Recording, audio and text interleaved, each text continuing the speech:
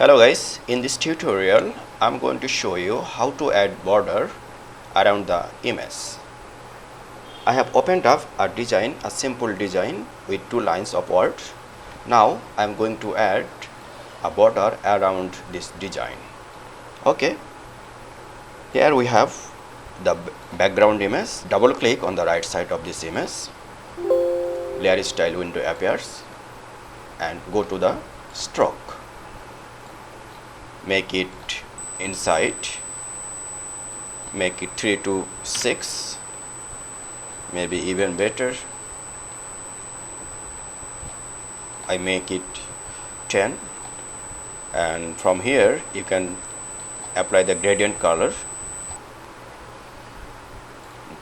and the gradient color can be selected. So you have a lot of gradient option over there. Even you can apply the customized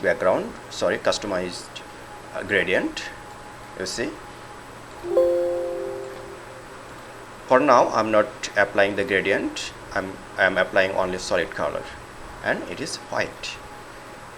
Click OK. This is how we can add the border around the image. If you find this video helpful, please subscribe my channel and share the video. Thank you very much.